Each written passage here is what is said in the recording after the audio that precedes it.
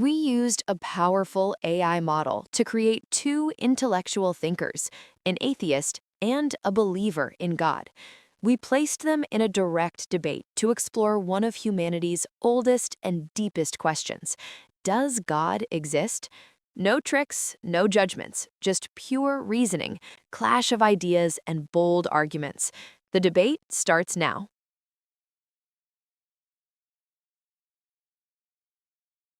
Yes. The existence of suffering and pain in the world is one of the strongest arguments against God's existence.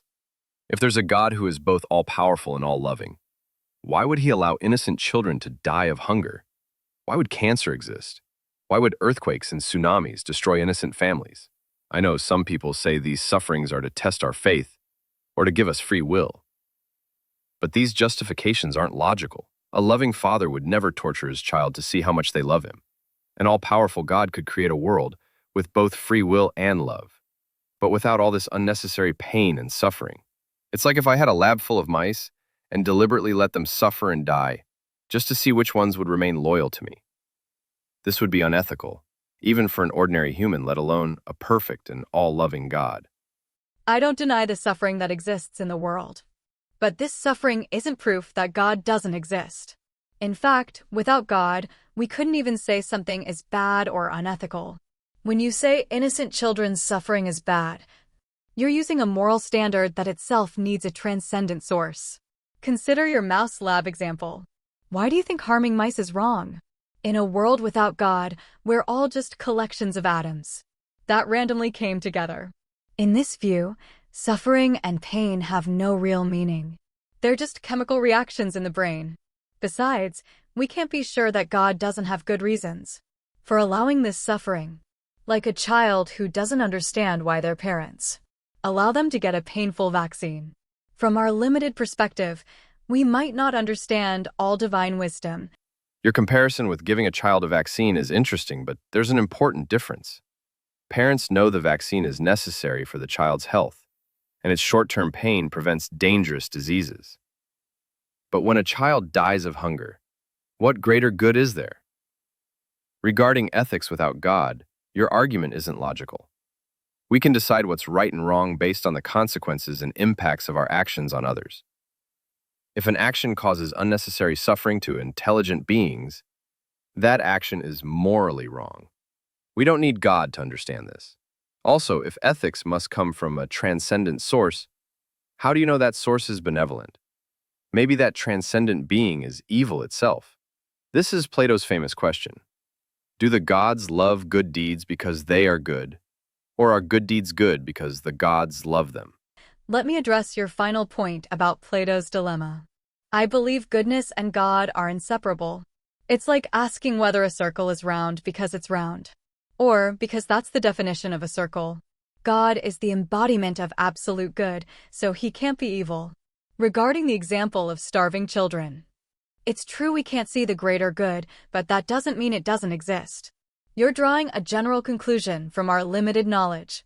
It's like an ant saying that because it can't understand why humans destroy its nest to build a hospital, there must be no good reason. About ethics without God, the problem is you can't explain why we should care about others' welfare. In a materialistic world, why should the suffering of others matter to me? This becomes just a personal preference, not an objective moral truth. The problem with your ant comparison is that we humans, unlike ants, have the ability for moral understanding and analysis. And with this ability, we see that many of the world's sufferings are completely meaningless and unnecessary. You ask why we should care about others' welfare. I say this is a question that should be asked of a believer. Do you only care about others because God said so? Meaning, if God said torturing children was good, would you accept it? As social and rational beings, we can understand that cooperation and empathy are essential for survival and the advancement of society. Ethics comes from this natural and evolutionary understanding, not from the commands of a transcendent being. Besides, history has shown that religious beliefs themselves have sometimes led to immorality and violence. Your argument about the social and evolutionary origin of ethics has a fundamental problem. Evolution can only explain why we feel certain actions are right or wrong, not whether they actually are right or wrong. It's like saying that because evolution made us like sweetness, eating sweets is a moral truth. Regarding your question about torturing children, you're making an impossible assumption. It's like asking what would happen if 2 plus 2 equaled 5. God can't say torturing children is good, because that contradicts his nature of being absolutely good. It's true that some religious people have done immoral things, but this shows they've deviated from their religious principles. Not that religion itself is problematic. Just like if a scientist cheats, it doesn't mean the scientific method is wrong. It's interesting that you say my example of child torture is an impossible assumption, because the very God you're talking about is allowing children to suffer right now. You say God can't consider torturing children as good, because it contradicts his nature. But this same God allows war, famine, and disease to torture children. The 2 plus 2 equals 5 example isn't accurate either. Mathematics is a logical system with clear rules, but according to you, ethics depends on God's will. So, you should be able to explain why God permits some suffering but not others. About evolution, it's true that our moral feelings are products of evolution, but we can examine and refine these feelings with reason and logic. Just like science begins with sensory observations but reaches objective truths through logic and experimentation. You're comparing natural suffering with intentional suffering, which isn't right. When someone deliberately tortures a child, that's different from when a natural disaster happens. It's like the difference between someone deliberately setting your house on fire versus lightning causing a fire. Regarding the difference between mathematics and ethics, this actually confirms my example. Just as mathematical truths exist independently of us, moral truths also exist independently of us and are rooted in God's nature. These moral truths are unchangeable like mathematical laws. Your comparison with science is also problematic. Science can only tell us what is, not what should be. You can't derive shoulds from is. So even if we know empathy and cooperation are beneficial for society's survival, this alone can't be a moral principle. The distinction you make between natural and intentional suffering actually works against God's existence. Because if there's a God who controls everything, all suffering would be considered intentional. Lightning, earthquakes, and diseases are all under God's control, and he could prevent them, but doesn't. Regarding is and should, your argument isn't logical.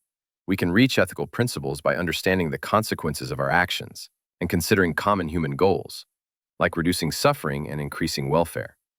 It's like when we know the goal of chess, winning the game.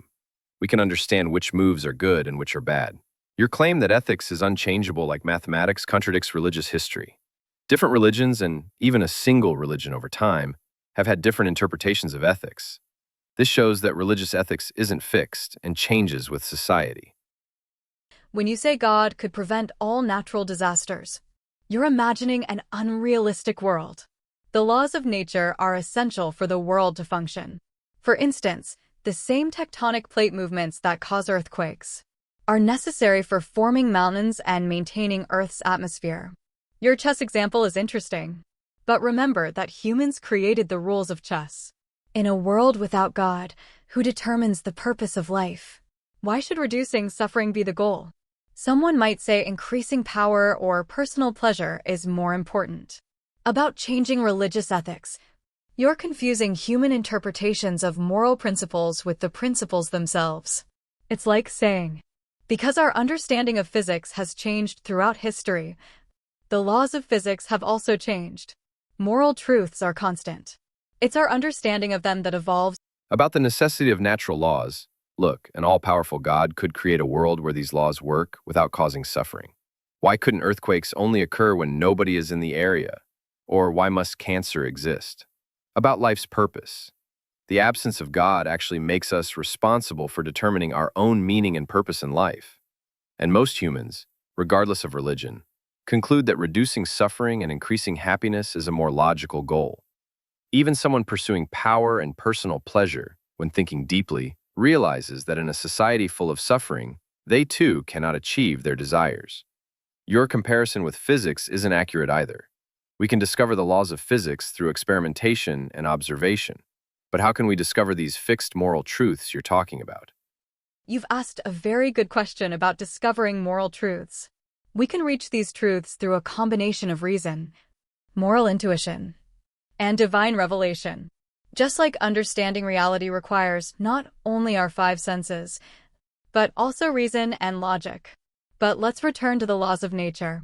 You say God could create a world where earthquakes only happen in uninhabited areas.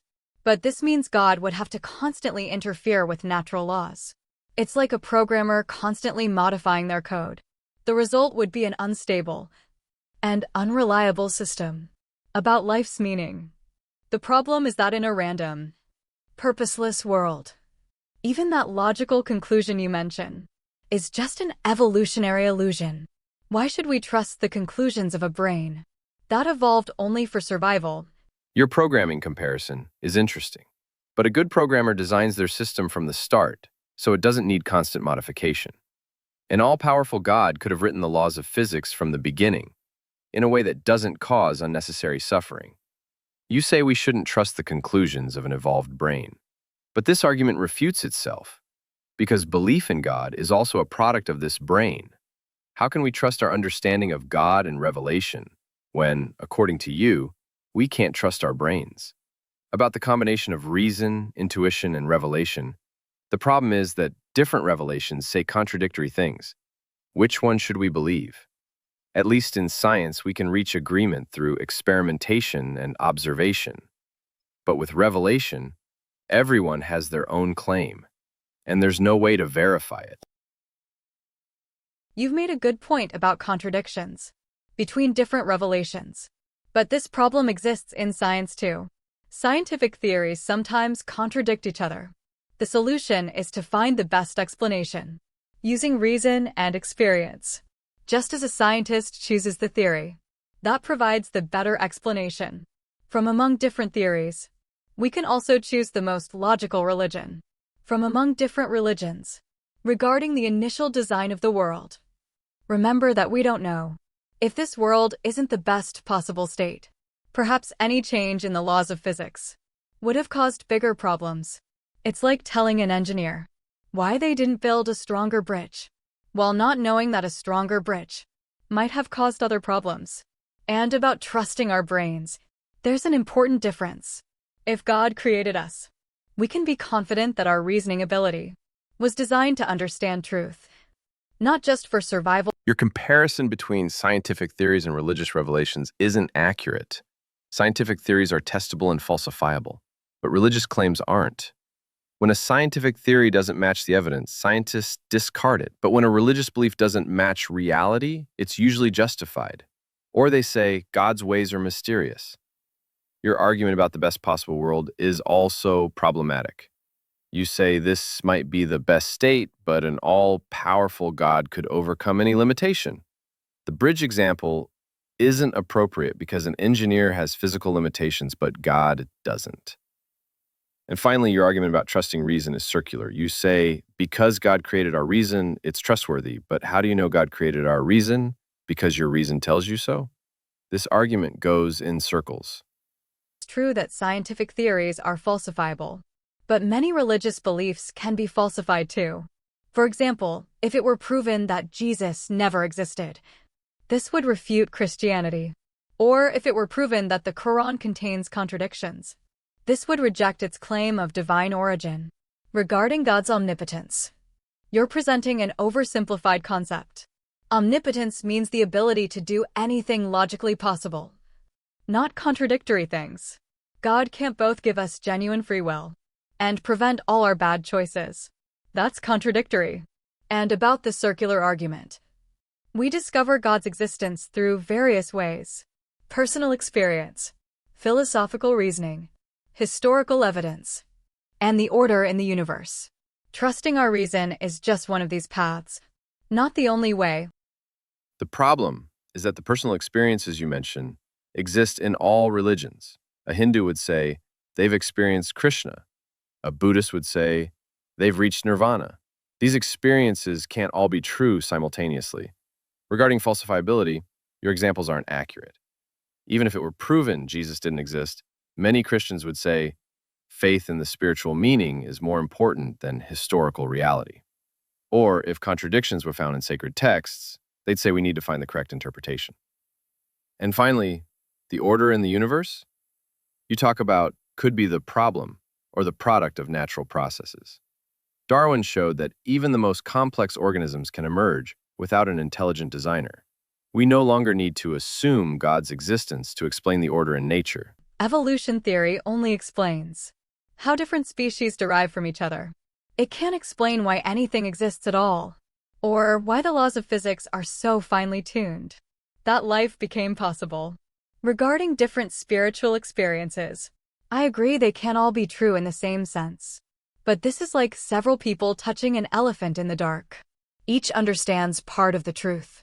The variety of spiritual experiences might represent different aspects of a transcendent truth. And about falsifiability, it's true that some believers deny any evidence. But this problem exists in science too. Some scientists cling to their theories, despite contrary evidence. This is a weakness of humans, not a weakness of religion or science itself. Your comparison of the elephant story and religious experiences is problematic. In this story, there's a real elephant that everyone is touching. But with religious claims, you first need to prove that there's actually something to touch. Regarding the fine-tuning of physical laws, there are two problems. First, we don't know how precise these settings really are. Perhaps life could form under very different conditions. Second, even if these settings are precise, the multiverse theory could explain it. Among infinite universes with different laws, we naturally exist in one where life is possible. And finally, it's true that some scientists cling to incorrect theories, but eventually, the scientific community reaches consensus through evidence and experimentation.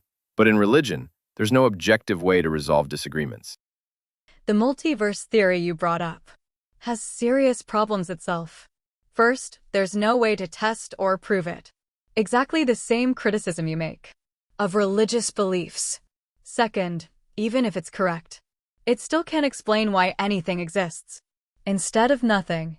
Regarding the elephant comparison, you're confusing the premise with the conclusion. I'm not trying to prove God's existence with this example, but rather showing that the diversity of religious experiences doesn't necessarily mean they're all wrong. And about scientific consensus, don't forget that many of today's scientific truths were once rejected by the majority of the scientific community. Consensus isn't always a sign of truth. Sometimes a minority that has reached the truth must stand against the majority. It's true that multiverse theory isn't directly testable, but it has an important difference from religious claims. This theory follows from the physical laws we know, not from personal experiences or ancient texts. It's like when we solve Einstein's equations and arrive at black holes, even if we can't directly observe them. Regarding why is there something rather than nothing, this philosophical question exists for theism too. If you say God has always existed, we could say perhaps the universe or multiverse has always existed. And about scientific consensus, it's true that it's sometimes wrong. But the point is that science has a method to correct itself. Incorrect theories are discarded with new evidence. But religious beliefs typically don't change, even with contrary evidence. About multiverses and physical equations, the point is that these equations only describe what exists, not why it exists. Even if we understand how a multiverse works, we still don't know why these equations and laws exist. You ask why God exists instead of nothing. The difference is that God is, by definition, a necessary being, meaning he cannot not exist. It's like we can ask why 2 + 2 = 4. But the material world could not exist, or could be different. And about changing beliefs, religions have actually changed throughout history too. For instance, our understanding of sacred texts has deepened with scientific progress. The difference is that in science, surface realities change. In religion, our understanding of deeper truths deepens. This claim that God is a necessary being is itself an unfounded assumption. It's just wordplay. You define God as necessary, then say, therefore he must exist. It's like if I defined a perfect dragon as a being that necessarily exists, so it must exist. Your comparison with 2 plus 2 equals 4 isn't accurate either. This is a logical truth that follows from the definition of numbers. But God's existence is an existential claim about external reality. You can't prove the existence of something in the real world through definition and logic alone. And regarding changing religious understanding, this is exactly religion's weakness. When science proves something contrary to religious belief, believers interpret the sacred text to match science. This shows that the real source of our knowledge is science, not religion. Your perfect dragon example is interesting, but it has a fundamental difference from the concept of God. God as the source of existence. And first cause logically must be necessary. Otherwise, we reach an infinite regression. It's like the difference between real and imaginary numbers. Real numbers are necessary by their definition. But a dragon is a contingent being. Regarding the interpretation of religious texts, this isn't necessarily a weakness. Science also interprets old theories with new data. For example, when relativity came along, our understanding of time and space completely changed. This shows that truth is more complex than our initial understanding. And finally, science can't answer all our questions. For instance, it can't tell us why we should live ethically or what meaning life has. These questions are beyond the scope of science. It's true that science can't directly answer questions of meaning and ethics, but it can help us better understand why we ask these questions. Scientific studies show that the search for meaning and ethics is part of human brain evolution. We don't need to assume a transcendent being put these questions in our minds. About the first cause and infinite regression, why can't God be part of this regression? If everything needs a cause, God must have a cause too. If you say God doesn't exist, why can't the universe or the laws of physics exist without a cause? And about changes in science and religion, there's an important difference. Change in science is based on new evidence, but change in religion is usually a reaction to external pressure. Science says, this new evidence shows we need to change our theory. Religion says, we need to interpret the sacred text in a way that matches science. The point you raised about brain evolution and the search for meaning is a double-edged sword. If our brain is a product of evolution and designed only for survival, how can we trust our scientific and logical reasoning? Perhaps belief in materialism is also just an evolutionary adaptation. Regarding the first cause, the problem is that the material world has the characteristics of a contingent being, like change, limitations, and so on. There are limitations on time and space, but God as a non-material being doesn't have these limitations. This is like the difference between numbers and physical objects. The number 2 doesn't need a cause, but 2 apples do need a cause. And about change in religion, I agree that sometimes these changes were under external pressure. But this shows that religion can adapt itself to truth. Not that it's completely wrong. Your argument about trusting reason goes back to the same circular reasoning. You say we can't trust an evolved brain, but you're using the same brain to argue about God's existence. In fact, our ability to discover scientific truths and build technology shows that our reason, even if a product of evolution, can reach truth. Your comparison of God with the number 2 is also problematic. Numbers are abstract concepts, not real beings. It doesn't have physical existence, it's just a concept we defined. But the God you're talking about is supposed to be a real being that affects the world. And about religion adapting to truth, this precisely shows that religion follows science, not guides us toward truth. If religion really came from the creator of the universe, it shouldn't need so many changes and reinterpretations. You've raised a subtle point about religion being a follower, but perhaps this is part of the divine plan. That our understanding of truth gradually deepens, just like a good teacher doesn't tell the student everything at once, but allows them to discover it themselves.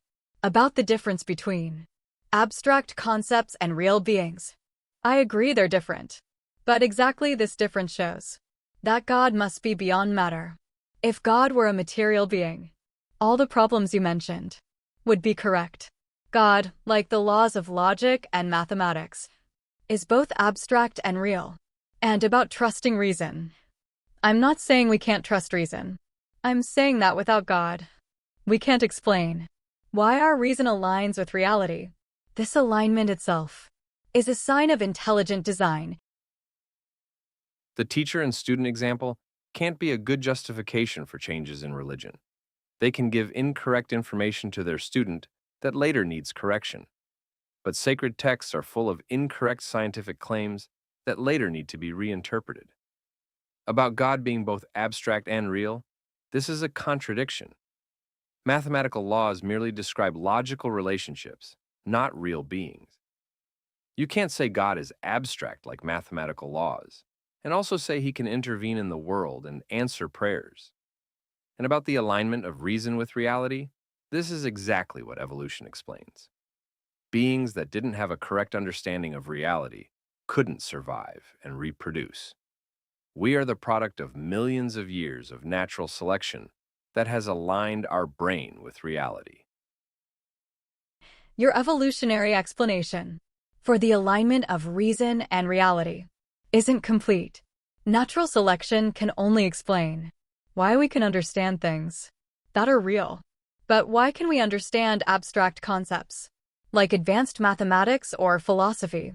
These abilities weren't essential for our survival. About the contradiction between being abstract and real, this isn't a contradiction. God can be beyond matter, but interact with the material world, just like our mind, which is non-material, can affect our physical body. And regarding scientific errors in sacred texts, this is not scientific education. If these texts had been written in today's precise scientific language, they would have been incomprehensible to their original audience. Your claim about the non-materiality of the mind is an interesting but incorrect example. Science has shown that the mind is a product of brain activity.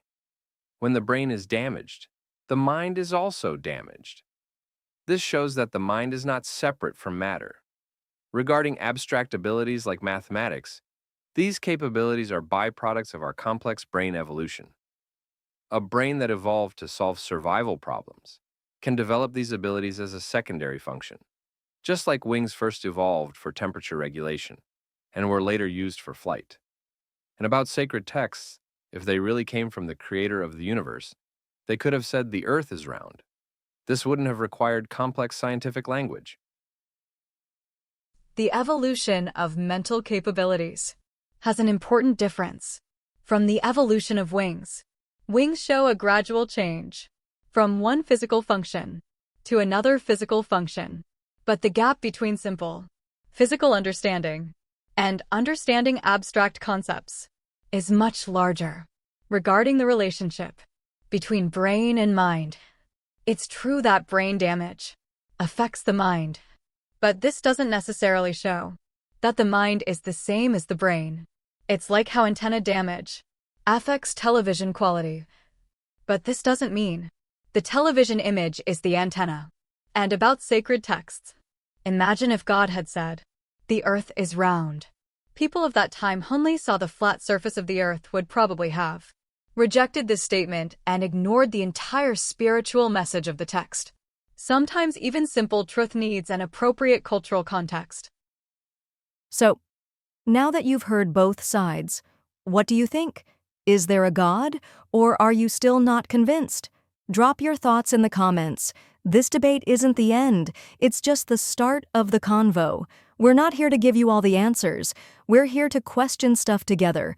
Can't wait to hear what you think.